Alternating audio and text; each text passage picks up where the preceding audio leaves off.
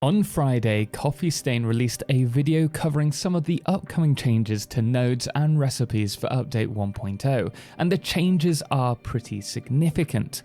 But after watching the video and comparing the maps they attached, I noticed a few discrepancies. So I'm going to put on my Sherlock Holmes hat and work out what's really happening, covering the important changes and questioning the ones they didn't talk about, and more importantly covering how these changes can really open the various areas to specific types of factories. Now, whilst I was watching the video, I felt that there were a lot of nodes being decreased in purity, making the new additions negligible at best. But going through the maps provided, it's clear they forgot to mention some of the additions. So take for example quartz, breaking down each node's purities to its impure equivalent. So a pure node will equate to 4 impure nodes, and normal nodes are 2 impure nodes.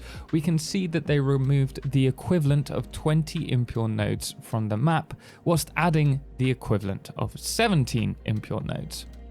That's a loss of 3 impure nodes of quartz, right? Wrong.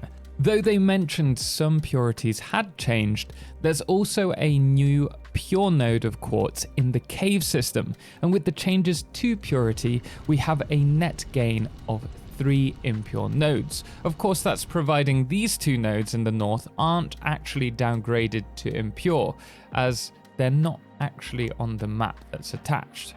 Now in total, Coffee Stain are adding 77 new resource nodes, including 13 geothermal vents. There's also 9 more iron, 7 copper and 8 limestone nodes. Unfortunately, we don't know all the purities for these. As we mentioned, from the 9 new quartz nodes, we can produce up to 360 more quartz per minute with Mark III miners. Sulfur has also seen 3 nodes removed, and they're decreasing the purity of several. Now Snup mentions they've added several nodes, but cross-referencing the maps attached, we can see that these are a mix of both 5 of the 8 new nodes, and the others are actually decreases in sulfur purity, such as these 2 pure nodes being reduced to impure.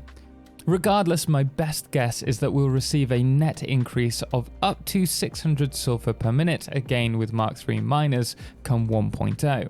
Caterium has also had a few big changes, with 4 nodes being removed. This screenshot shows all the nodes on the map, including the current ones, the 7 new ones, and those that have increased or decreased in purity. So in total, we have another net gain of 240 Caterium per minute. Although I do have to stress we don't know about the purity of this node in the grassy fields, which shouldn't be confused with the one southwest of it.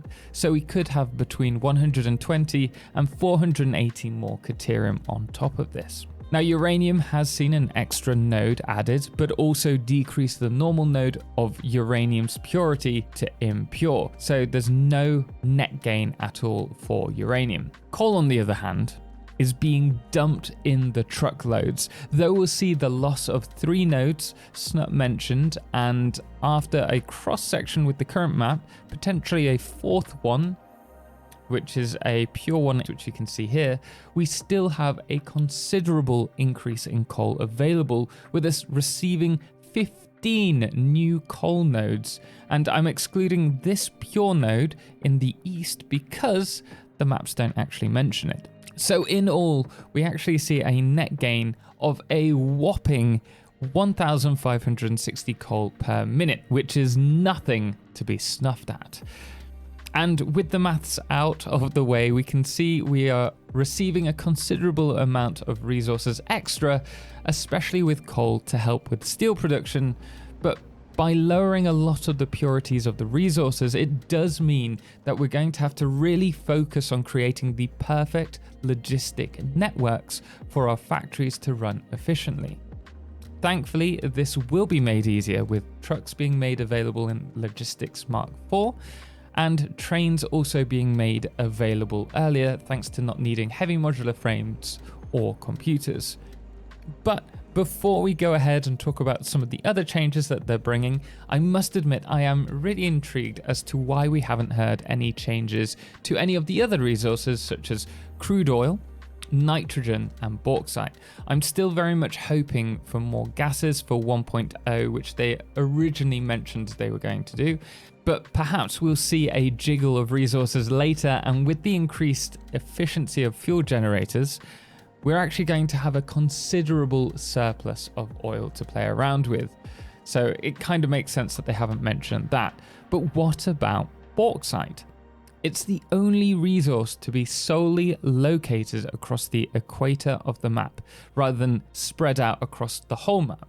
Do you think that's going to change for 1.0, or is this specifically by design? And then we also have SAMOR, which, well, we're not going to touch on that just yet. It's also important to note, though, that if they have a solution for the throughput of resources on a Mark III miner, that we're actually going to see a huge increase in total resources available on the map. But all of this is subject to change come 1.0. Now, as I mentioned, fuel generators have seen their efficiency increased considerably, with each generator consuming the same amount of fuel as usual, but producing 250 megawatts instead of 150 megawatts.